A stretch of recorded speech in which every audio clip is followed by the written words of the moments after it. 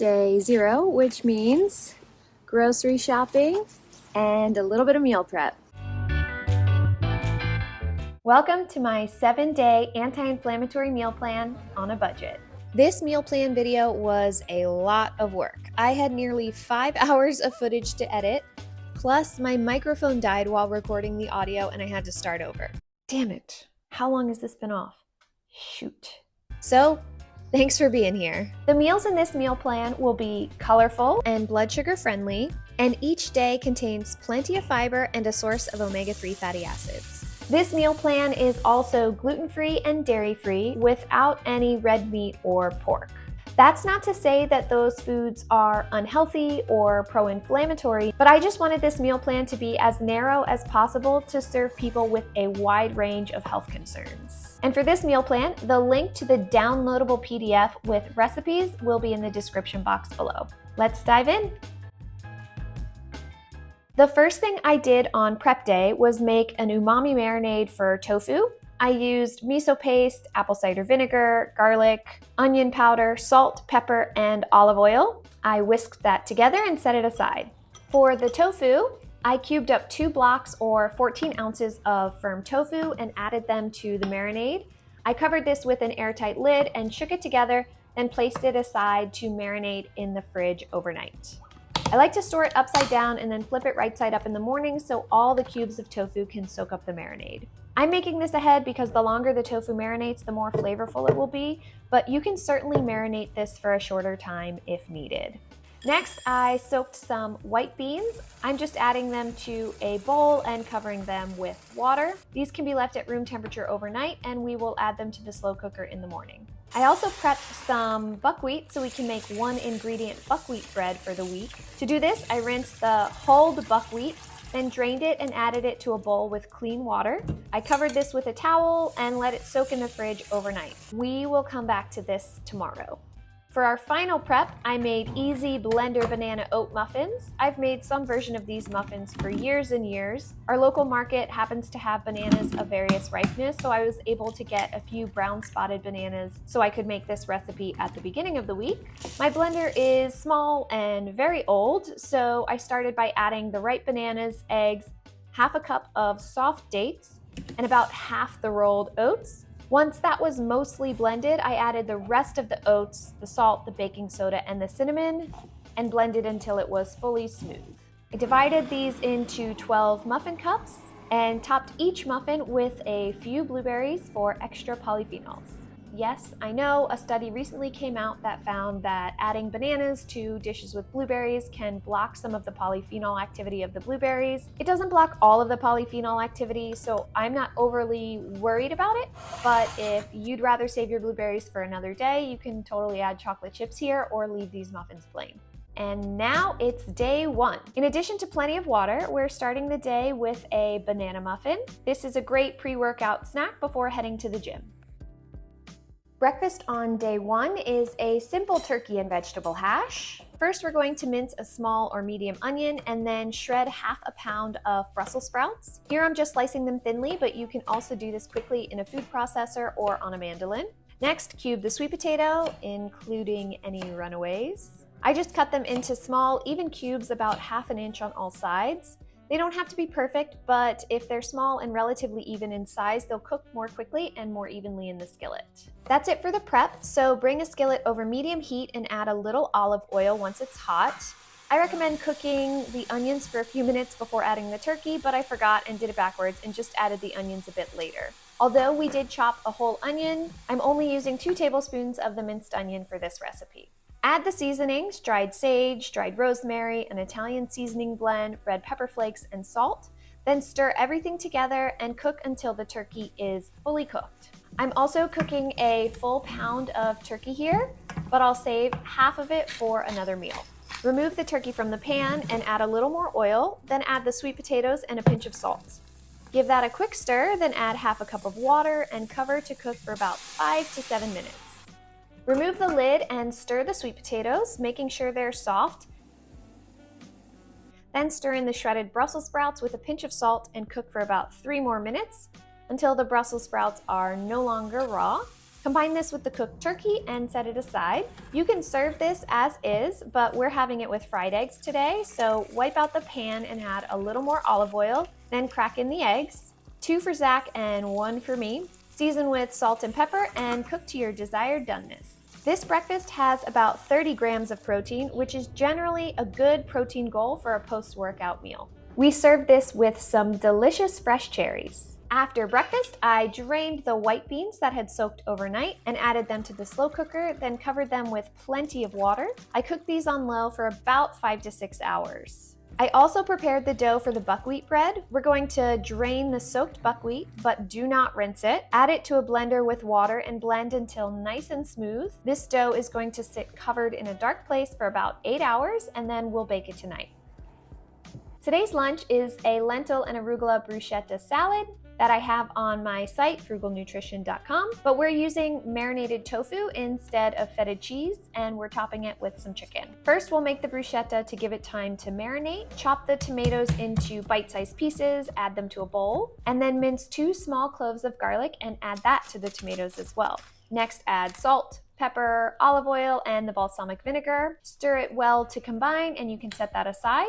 Next, I slice the basil. I just do the chiffonade method where you stack up the leaves, roll them, and then thinly slice them. We're gonna set that aside as well. For the lentils, add 1 cup of lentils to a pot with 3 cups of water. Bring this to a boil and simmer for about 15 to 20 minutes or until the water is mostly absorbed and the lentils are fully cooked. Sometimes you'll have excess water, so I drained off my excess water and set the lentils aside to cool. Finally, we're going to prepare some stovetop chicken breasts. I used an 8-ounce chicken breast that I cut in half, then seasoned both sides with salt and pepper. I'm following the idiot-proof chicken method, which I will link below. Basically, you sear one side for 1 minute, then flip it and cook it covered on low heat for 10 minutes. Then, keeping it covered, remove it from the heat and let it sit in the pan for 10 more minutes. I have been following this recipe for years and it results in fully cooked, juicy chicken breast every time. I also use a meat thermometer just to make sure it's cooked, but it's always fully cooked. When the chicken is done, let it rest for 3 to 5 minutes and then slice it. Combine the cooked lentils with the bruschetta and then we can build our salads. Add a handful of washed arugula to each bowl and top with about 1/4 of the lentil bruschetta mixture. Crumble about 1/4 cup of tofu over each serving and sprinkle with some of the basil. Finally, add 1/4 of the chopped chicken and serve. We're having 2 servings of this for lunch today, and I'm packing 2 servings for lunch tomorrow. In this recipe, we have 3 different sources of protein. We're using larger servings of the cheaper ingredient, the lentils, and smaller servings of the more expensive tofu and chicken. This tofu will be spread out over 8 servings, while the chicken and lentils will both be spread out over 4 servings. By combining different sources of protein, we can get 30 grams of protein in this meal, but the total cost per serving is only $2.20. Dinner on day 1 is sheet pan pesto salmon. I'm making a half portion of the bitter green pesto from my site using arugula, walnuts, fresh basil, lemon zest, fresh garlic, lemon juice, and a little water to help it blend, along with some olive oil and a few pinches of salt. I also washed and prepped about 1 pound of asparagus. You can pop off the ends if you'd like, or you can peel the tough bottoms like I did here. We're not cutting these though, so you can leave the stalks whole. Drain the white beans and season with 1 to 2 teaspoons of salt while they're still hot. We will use 3 cups here and reserve the rest for beet hummus and sardine cakes later in the week. We're going to simply arrange the ingredients on a sheet pan. I like to put the white beans in the middle and the asparagus on the edges, then make space for your cherry or grape tomatoes, being sure to save 2 or 3 of these tomatoes for day 4's breakfast. And drizzle everything with olive oil, then add just a bit of salt and pepper. Next, place the salmon directly onto the white beans and cover with the pesto. Bake this for about 18 to 25 minutes on 450 degrees Fahrenheit. I do like to use a meat thermometer on all my meat and seafood, and on this day it took about 22 minutes to come to temp.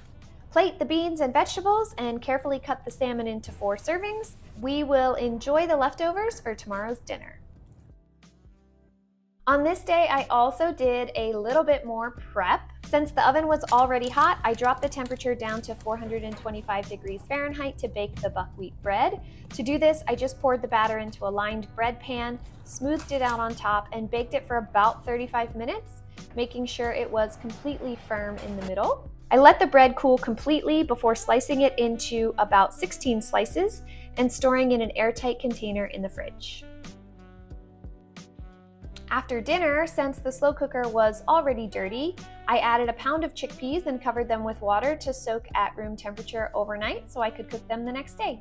And finally, I roasted almonds and made almond butter. Once the bread was done, I turned the oven down to 350 Fahrenheit, then spread the almonds out on a lined sheet tray and roasted them for about 8 to 12 minutes. I let these cool for 10 minutes, then I pulled out a handful to snack on if needed throughout the week and transferred the rest to a food processor. To save money this week, I first ground these almonds into almond meal and removed some to use in fish cakes later in the week.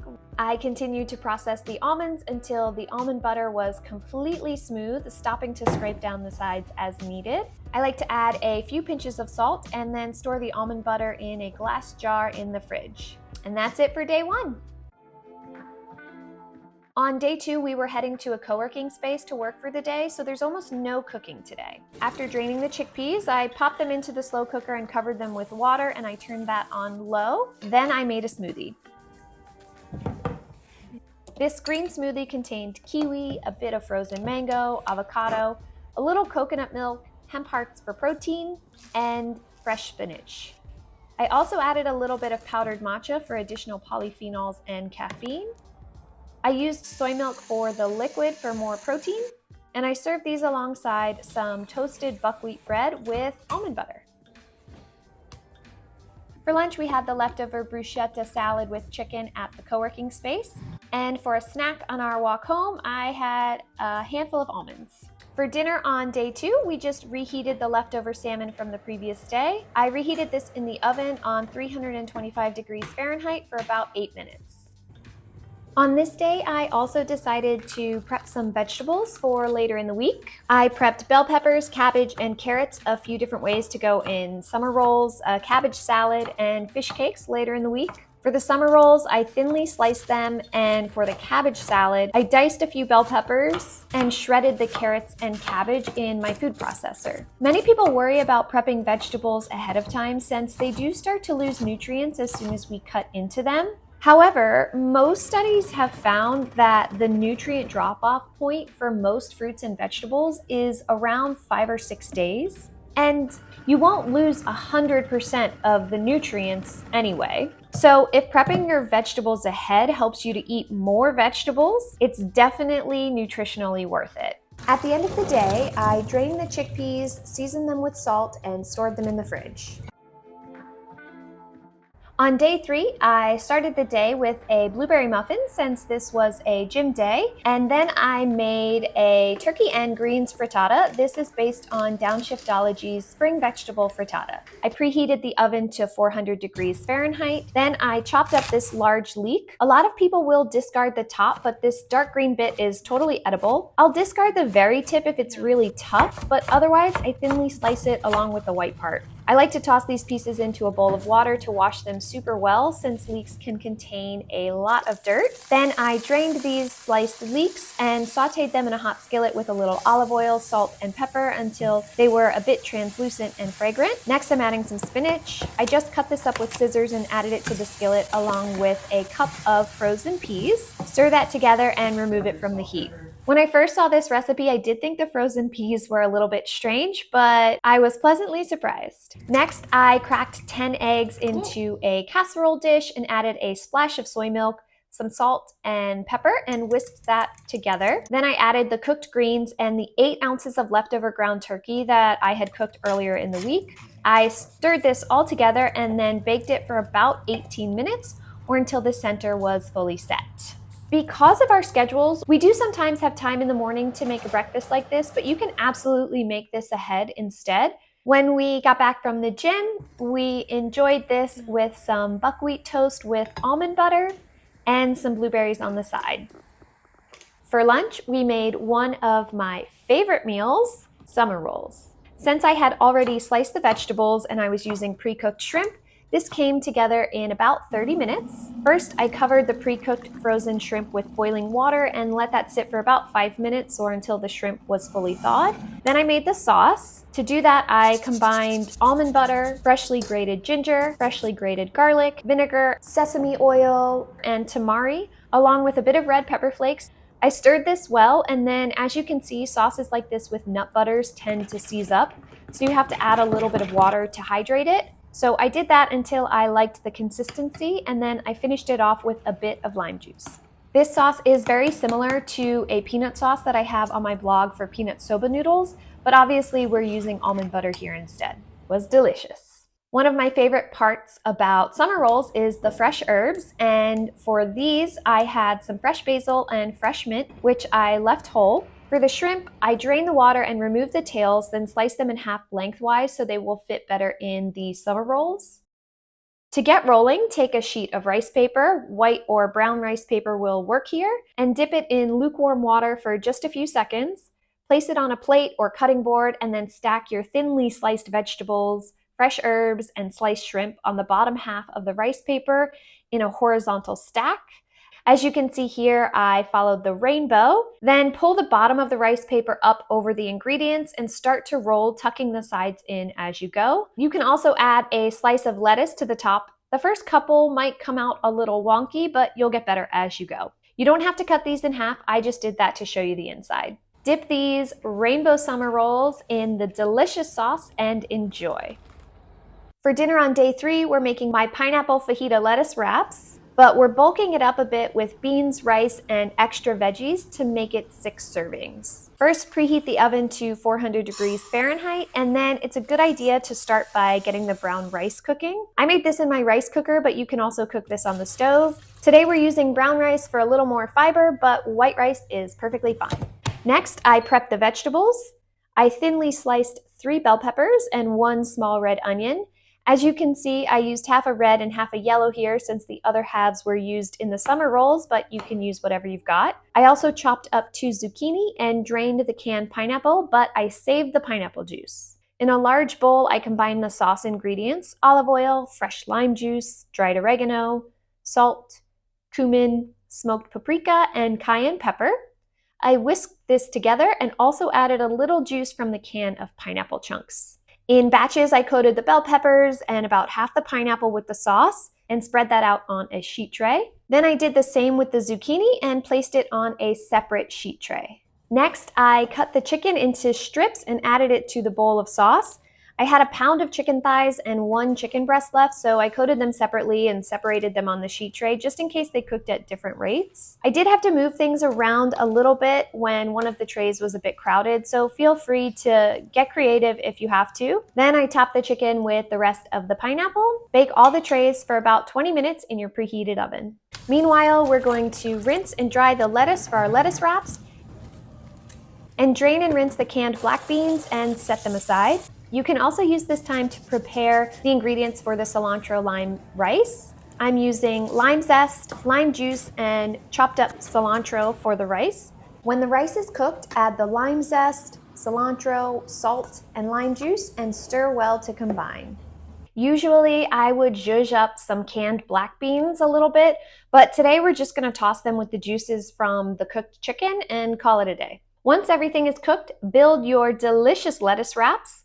I topped mine with avocado and I left the rice and black beans on the side. We will have enough leftovers for 2 more dinners this week. After dinner, I had some time to whip up my incredible white bean and beet hummus. I used pre-cooked fresh beets as a way to save a little time, but if these aren't available to you, I've included instructions in the recipe for how to use raw beets. Add the ingredients to the food processor. We just need cooked beets, white beans, garlic, tahini, salt, and lemon juice. Blend this until smooth, and that's it. It is so beautiful and so pink. It's so pretty, but also so delicious. Store this in an airtight container in the fridge for meals later in the week. I am obsessed with this recipe. If there is one recipe I would like you to try from this meal plan, it's definitely this one. For day 4, we had a little bit of a busier morning. So we made avocado toast with eggs, apple slices, and almond butter on the side. I made steam fried eggs because they're super fast. To do this, I heated my skillet over medium-high heat and added some olive oil. Then I cracked in 4 eggs, added salt and pepper, and after about 1 minute, I added 1 tablespoon of water and covered it with a lid and let the eggs steam for about 1 more minute. This results in perfect over easy eggs in less than 3 minutes. My dad taught me this trick several years ago, and it's a good one. For the avocado toast, I toasted 2 slices of buckwheat bread for each of us, then topped each slice with about 1/4 of the avocado. I had some everything bagel seasoning on hand, which I added here, but you could just use salt, pepper, and garlic powder if you'd like. Next, I added some sliced cherry tomatoes and topped each slice of toast with a fried egg. For lunch on day 4, we made the first vegan meal of the week, which also happened to be the lowest cost meal of the week, coming in at just $1.88 per serving. To get started, I rinsed 2 cups of quinoa and cooked it in my rice cooker with about 3 cups of water. Next, I made some curry roasted chickpeas in the oven. I tossed 3 cups of cooked chickpeas in olive oil with salt, black pepper, a curry powder blend, and a bit of turmeric. These went in the oven on 400 degrees Fahrenheit for about 20 to 25 minutes or until they were a bit crispy. I also prepped about half a head of cauliflower by breaking it up into smaller florets and seasoning it on a baking sheet with olive oil, salt, black pepper, some dried oregano, and crushed red pepper flakes. These also went into the oven for about 25 minutes. Next, I made a simple lemon vinaigrette using just lemon juice, olive oil, and black pepper. Now we build our bowls.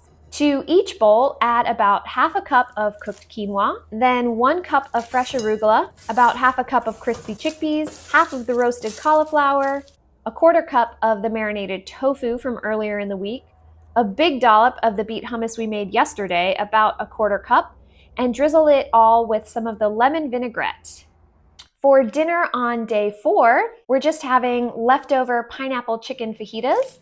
We didn't have any large leaves of lettuce left, so I just cut up a few of the smaller pieces with scissors and we ate these as rice bowls.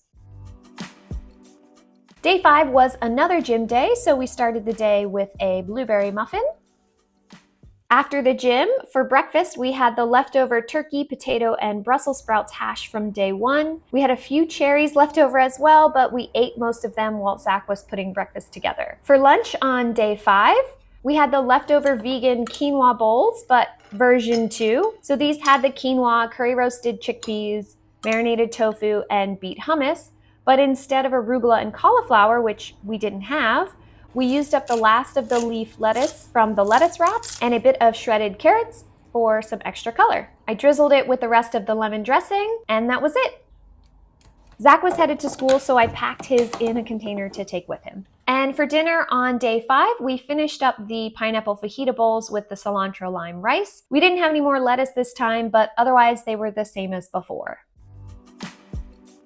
On day 6, we had leftover frittata with blueberries and buckwheat toast again. Although I didn't originally have any dairy in this meal plan, Zach didn't realize that, and he put butter on our toast, which is totally fine with me. If you want to stick with the almond butter, you'll definitely have enough to use for this meal, but we ended up having butter here. For lunch on day 6, we made these shrimp harvest bowls. I had some random vegetables left over, so I roasted them all together. I had half a sweet potato left over from the turkey hash, half a head of cauliflower, about a half a pound of Brussels sprouts, and some carrots. I chopped the sweet potato into thin quarter moons. That helps them to cook at the same rate as the other vegetables. I removed the top and end of the carrots and cut them into the roll cut style for even cooking, and I cut the larger pieces in half if needed. Then I broke the cauliflower florets into small pieces and chopped up the larger stem. For the Brussels sprouts, I removed the end, then I cut the Brussels sprouts in half. As you cut the Brussels sprouts in half, a few leaves may come off. You can set those aside and we'll use them for the salad. Add these veggies to a bowl and season them with olive oil and spices. We're using salt, black pepper, granulated garlic, red pepper flakes, and smoked paprika. You can roast these vegetables on about 400 degrees Fahrenheit for about 20 to 25 minutes or until done to your preference.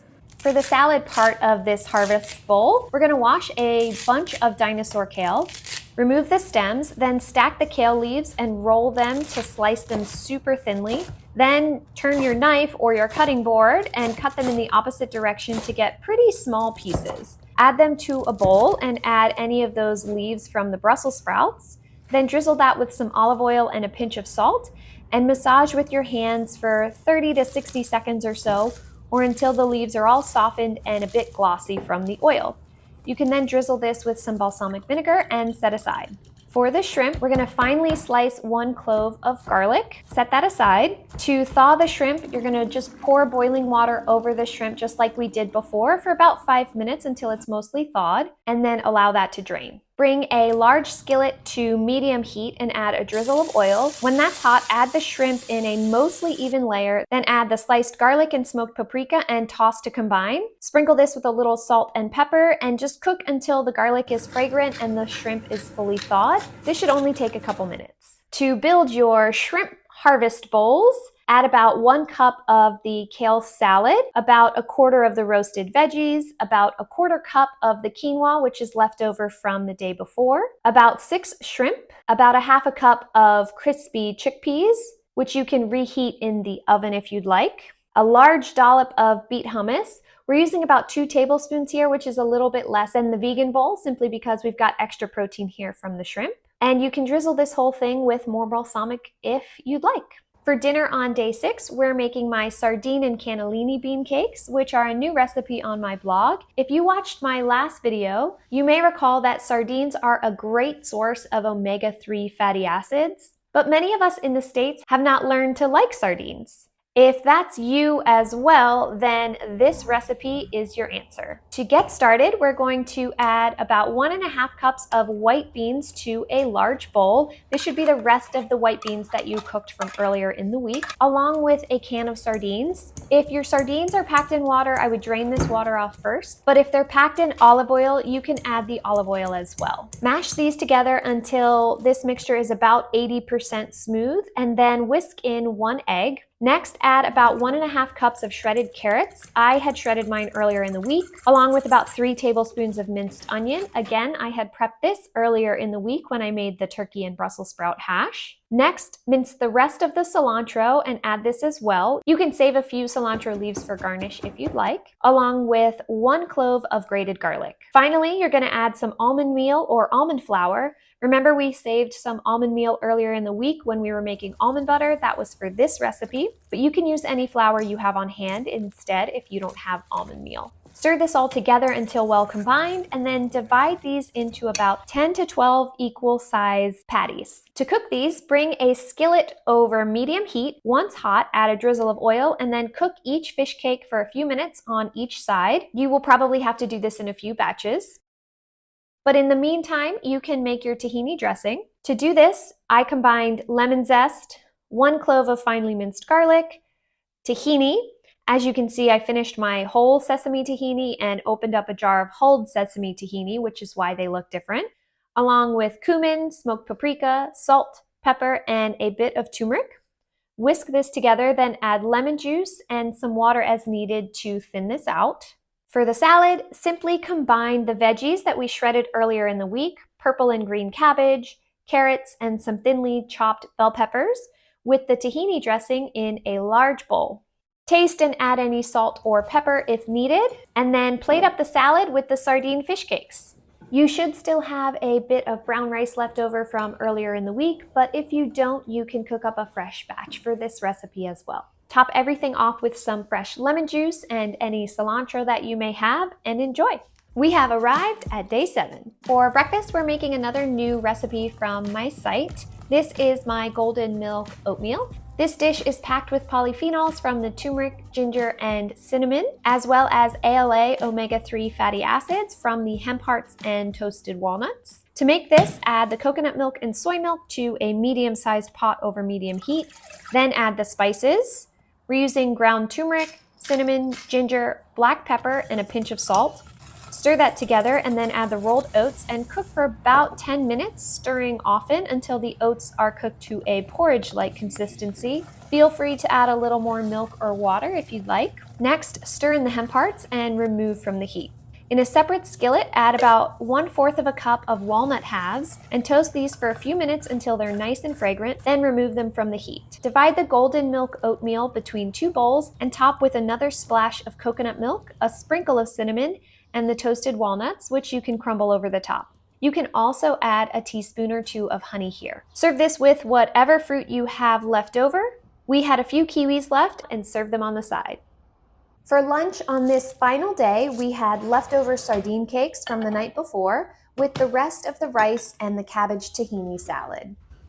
Dinner on day 7 is also leftovers. For our final meal in this anti-inflammatory meal plan, we're finishing up the shrimp harvest bowls with roasted veggies, curry roasted chickpeas, massaged kale salad, garlic shrimp, quinoa, and the rest of the beet hummus.